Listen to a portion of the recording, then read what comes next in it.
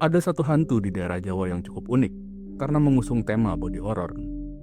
Wujudnya cukup mengerikan karena menggabungkan kepala utuh dari bayi yang baru lahir dengan tubuh belalang besar.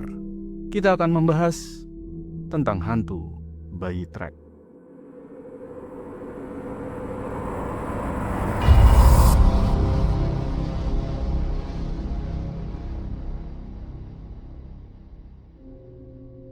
Selamat malam wahai para penunggu Kamar Angker. Gue Dimas, host dari Kamar Angker.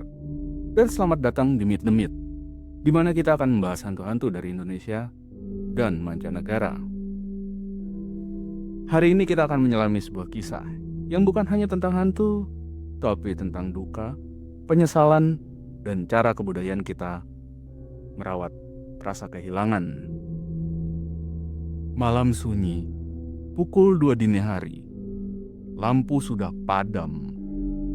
Tiba-tiba dari pekarangan belakang, kalian mendengar suara.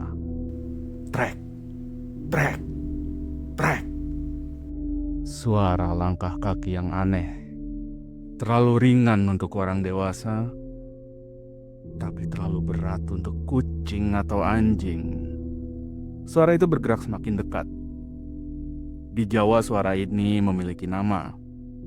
Dan sosok di baliknya adalah salah satu entitas paling menyedihkan, sekaligus mengerikan. Hantu bayi trek. Banyak yang berasumsi kata trek di hantu bayi trek adalah karena bunyi yang ditimbulkan si hantu. Bunyi ranting-ranting patah ketika hantu tersebut mendekati korbannya, bersiap memunculkan wujudnya yang merupakan penggabungan mengerikan antara manusia dengan serangga. Namun, ada latar belakang lain dari penamaan trek ini. Sebuah ritual kuno yang sekarang makin jarang terlihat.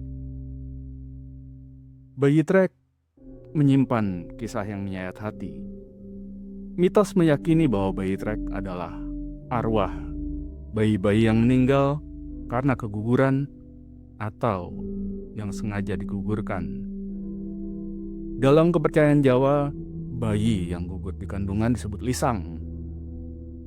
Ada keyakinan mendalam bahwa arwah lisang ini belum sepenuhnya beranjak. Mereka masih ingin tumbuh, masih ingin merangkak, dan masih ingin diakui sebagai bagian dari keluarga. Mereka menolak untuk pergi. Inilah yang membedakannya. Hantu bayi trek dianggap muncul untuk menuntut perhatian dan kasih sayang. Mereka tidak muncul untuk mencelakai, melainkan untuk mengatakan, "Aku ada di sini, rawatlah aku."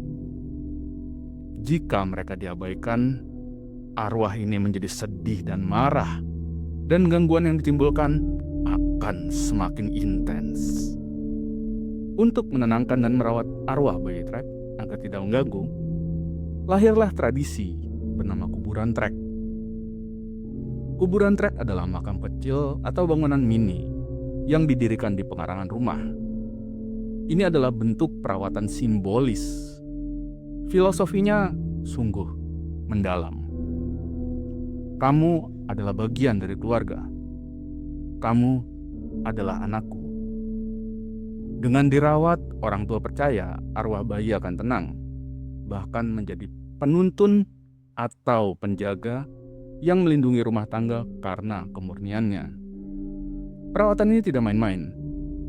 Orang tua akan melakukan ritual seperti membersihkan bangunan kuburannya, menaburkan bunga mawar, dan melantunkan doa. Ritual ini biasanya dilakukan pada hari geblak atau weton sang bayi. Namun, tradisi ini punya batas waktu. Bangunan ini hanya didirikan selama kurang lebih 1000 hari. Setelah itu, arwah bayi trek dianggap sudah dewasa dan dipindahkan ke pemakaman umum. Sayangnya, tradisi indah dan mengharukan ini kini semakin jarang ditemukan di tengah modernisasi. Lalu bagaimana jika Anda tidak memiliki kuburan trek dan hantu bayi trek ini datang mengganggu? Mitos menyebutkan salah satu cara tradisional yang sangat sederhana. Garam. Masyarakat percaya bayi trek dapat ditangkal dengan cara melempari serbuk garam ke arah suara atau tempat arwah itu berada. Garam dipercaya dapat menenangkan atau mengusir entitas halus. Gue mungkin akan bikin video lagi yang menjelaskan kenapa garam sering digunakan di berbagai bentuk pengusiran hantu. Pada akhirnya, kisah bayi Trek lebih dari sekedar cerita hantu. Ia adalah warisan budaya yang mengajarkan kita tentang pengakuan dan kasih sayang bagi mereka yang pergi sebelum waktunya. Ia adalah pengingat bahwa bahkan arwah yang paling terabaikan pun membutuhkan tempat untuk pulang. Sekian dari gue untuk Meet the Myth kali ini. Jika kalian suka, kalian bisa like videonya. Dan seperti biasa, have a nice nightmare.